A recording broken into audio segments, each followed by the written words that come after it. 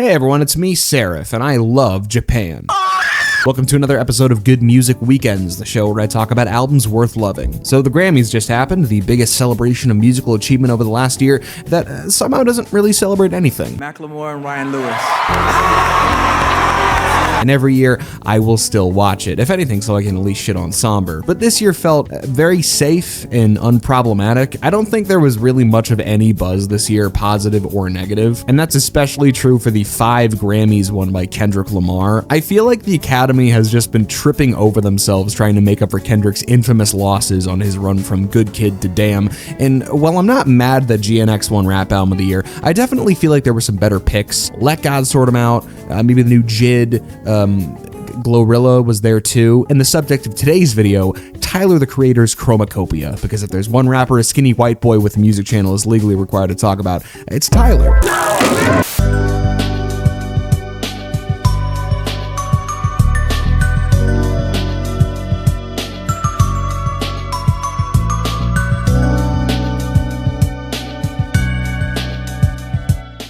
Tyler the Creator is an artist that needs absolutely no introduction. Rapper, fashion mogul, actor, and star of so many memes, I'm just gonna put all of them here to get them out of the way now. Just for some hot butt sex.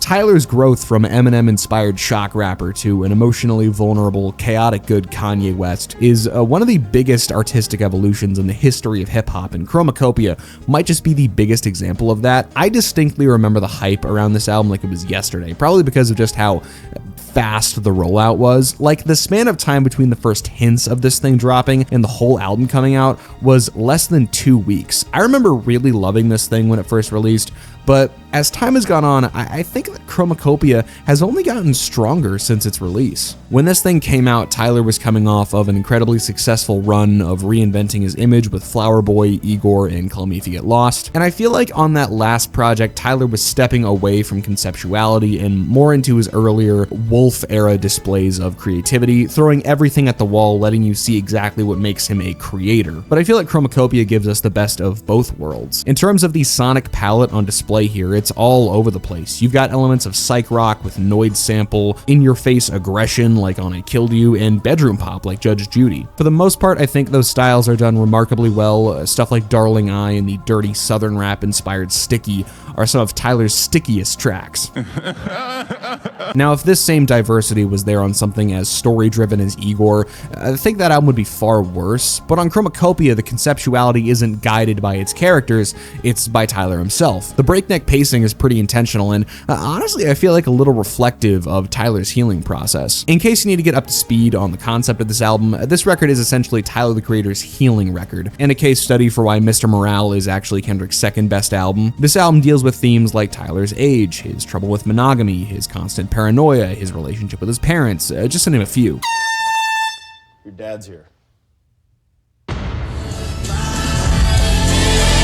Tyler's always been one to talk about messy relationships, but here his lyricism is so much more open and naked. It still contains the same bragging we've come to expect, which can sometimes be far too much for what the song needs, but it's still way more vulnerable than something like Sweet I Thought You Wanted to Dance. And if you think about Tyler's personal life at this point in his career, it makes sense. Now that Tyler had all of this fame and fortune that came from Loiter Squad to the estate sale, pumping out album rollouts and making stuff for close to 15 years at an incredibly constant pace, it makes sense that Tyler would have this kind of come to Jesus moment when everything has finally died down. Every Tyler album feels like a response to the one previous to it. Flower Boy was a response to Cherry Bomb's negative reception. Call Me If You Get Lost felt like a response to people saying he couldn't rap anymore on Igor.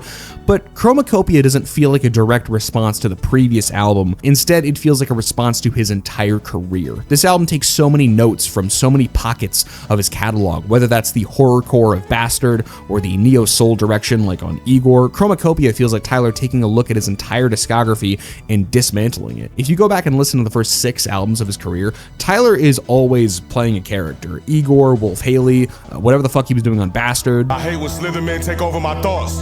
Look at this machete I just bought. But here he's just Tyler. He took his mask off, so to speak, and he wants you to do the same thing. I think that this was the right time to do a healing album at this point in his career. I'm no armchair therapist, I just make YouTube videos, but I do know that the brain tends to process difficult events when it's in a comfortable place, and Tyler was in a very comfortable place. He outgrew his heroes, became more relevant almost 20 years into his career than most other rappers, and delved into so many creative pursuits that it's genuinely hard to process. This felt like the natural next step in his career, as does Don't Tap the Glass, because again, the old Tyler has been dismantled. It makes sense he'd want to do something kind of stupid and fun and silly, not tying himself to the album every 2 years cycle like he did on everything previous to Chromacopia, because again, he is reinventing his image. If anything, it makes listening to Igor and Flower Boy feel pretty different. Those albums come with a certain mask that hide the true problems that Tyler is facing, including the literal character of Igor. But now he's living his truth, and that truth is being a nasty fucking freak.